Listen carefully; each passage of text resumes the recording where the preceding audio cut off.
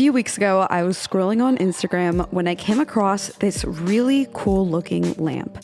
And there is something different about this lamp you wouldn't know by looking at it, and that is that it's actually made in a 3D printer. I thought this was really interesting, and I wanted to learn how, why, and really just everything about this company. This is Sean Kim, the creator of Wooz, the company that makes this lamp. And today we're gonna take a look inside his studio in Brooklyn and learn all about how they make these lamps, the business side of it, and the future of 3D printed furniture.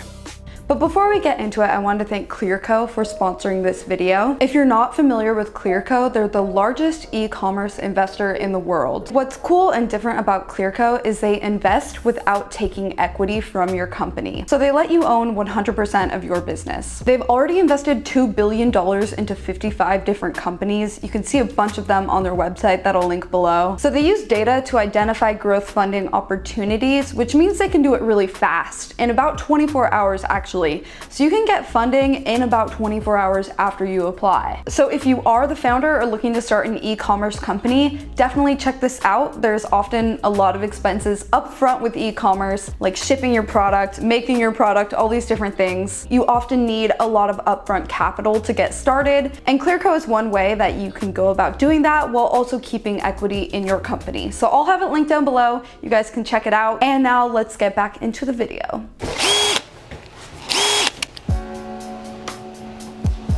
Sean started Wooz just a couple years ago when he was in grad school during quarantine. What started as a quarantine project quickly took over Sean's closet and became a company with 5 employees and a dedicated office space.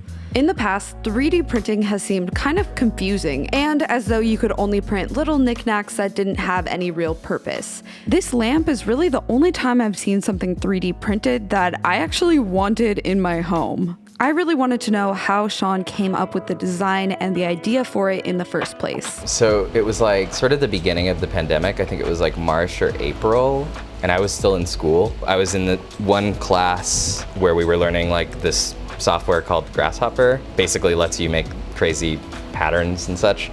And so I was playing around with it a bunch, sort of on my own time, and I came up with the form, like basically the basic form of the lamp. Do you know like the Noguchi lamps? They're like these like paper lantern lamps. You kind of see them all over the place. They're really famous. They're also pretty pricey. And I had bought one right before the pandemic started, and it arrived and it was broken. But it had this really nice hardware, like these legs and like the socket and stuff. So I figured I would like try to make something to make it work. So I ended up turning the shade into something that fit onto the base that the Noguchi lamp came on. And I printed it with a printer that I had only just gotten. I turned it on and I thought it was super cool. Like I got really excited about it and I was like, yeah, like this is awesome. So I tried to design like a base for it myself with like lamp hardware and all these things. So I did some research. I like figured out how to like get like all the parts that you needed and then designed a base around it, which is like the base here, but it was a little bit different in the beginning. I learned there are many different kinds of 3D printers and they are actually more affordable than I expected. I expected them to be thousands of dollars, but the price has come down quite a bit over the last few years. One printer does the shades while another one is doing the bases. So how much does one of these 3D printers run you? So all in, like we spend about like $500 on these ones. And $500 for the printer? Yeah, and we upgrade them as well. But it's, yeah, like it's not super expensive. Also quality has gone up a lot. I think like even a couple of years ago, this would have been like kind of like questionable. Like it wouldn't have necessarily worked as well as it's working right now. It used to be like a cheap machine on this level of quality would have been like $3,000 or something. But these are about $800. Wow. So these are a little more expensive. Yeah. We use these in order to make the shades, and they're like basically perfect for that because they're so fast. So we're able to print one of these shades in like 2 hours. Oh, wow. These ones we use to print the bases. Also, each base takes about 2 hours. So like we kind of like portioned it out so it's even. We build these up over time, and like when we sort of hit like a certain amount, like right now, it's kind of like too much, it's obviously taking up a lot of space, we'll go and distort some of them and then release those as like limited editions. Like over there, those are like our ones that are ready to go. Like we can pack and not do anything with them because they're like already ready to go. This is almost always empty because we send out basically everything like every day. So basically whatever we print goes out as soon as we're done, almost. Because we've been back ordered for like 3 months, which is a great problem to have, but we're trying to get out of it. This is like our main, like our bread and butter right now, and we're working on a couple of other products. Manufacturing this way is less expensive for many reasons. They don't have to pay for overseas shipping costs, they don't have to pay for manual labor of the lampshade and bases, and the material that's used is relatively inexpensive. So the clear material, like the matte clear material, is $70 like a kilo, something like that. It comes in kilograms.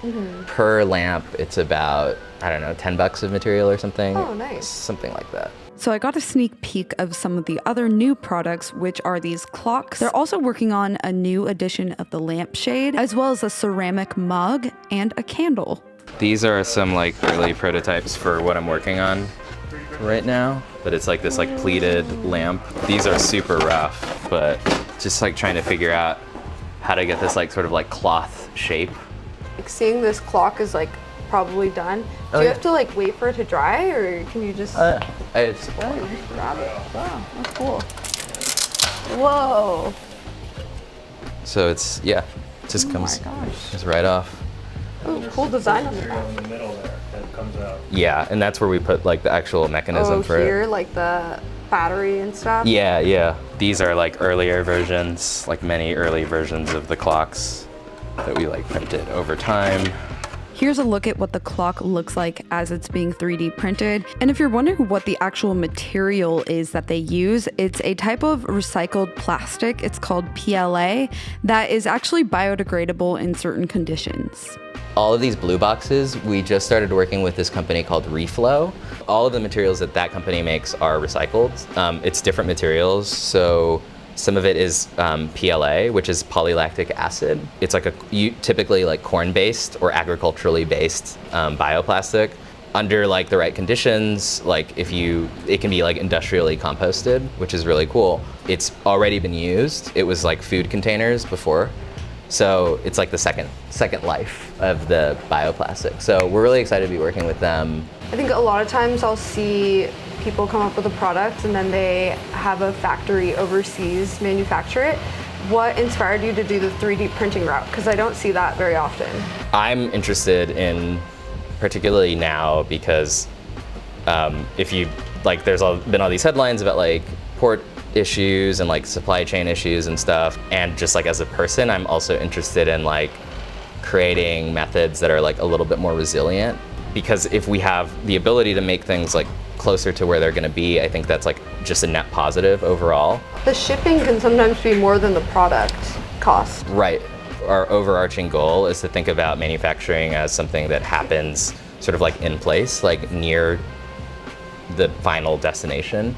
With the knowledge that we have with these, like we could theoretically have another place on the West Coast or something, and we could send the files over, and it wouldn't be like we were shipping all of these like machines or anything. Like we could probably do this in a variety of different places, which is like big picture, like down the line, maybe something that we're thinking about. There's a lot of pros to manufacturing with 3D printing locally, but there are a few issues with it. The drawbacks are that the technology is not super mature yet. It's a lot more mature than it used to be. We're kind of a half design shop, half mechanic shop, where we're like taking them apart all the time and fixing them and like tuning them and doing all this stuff. Like we basically baby these printers because they're finicky. We can leave them alone. It's just like sometimes they'll clog, sometimes they'll like mess up like later on, and we just have to sort of like diagnose those problems. The other drawback is that if we did produce a mold for a part or something, and we did make that investment, the speed at which you could produce those things would be like significantly faster than what we can do. The advantages are obviously that like you can kind of just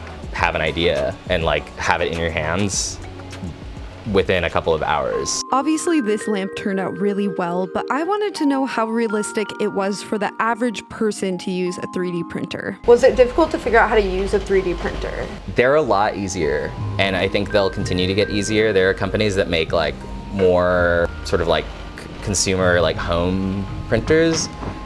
They'll like advertise that it's like, oh yeah, you just like plug it in and like you'll just be making stuff immediately. And then it's like, there's a huge learning curve. When I think about what's possible moving forward, like in the near term, it's gonna be like, you may have like regional experts who are like, oh yeah, like this person in your neighborhood knows how to use 3D printers really well, and they have like a bunch of them. Kind of like here. And then you can go and get something made or something. I think it's gonna be a little bit before it's like, yeah, like, you know, just print this at home. I think looking at like other technologies, you can see how quickly, when there was a need or like a consumer demand, like how quickly the technologies adapted to become more like friendly and like accessible.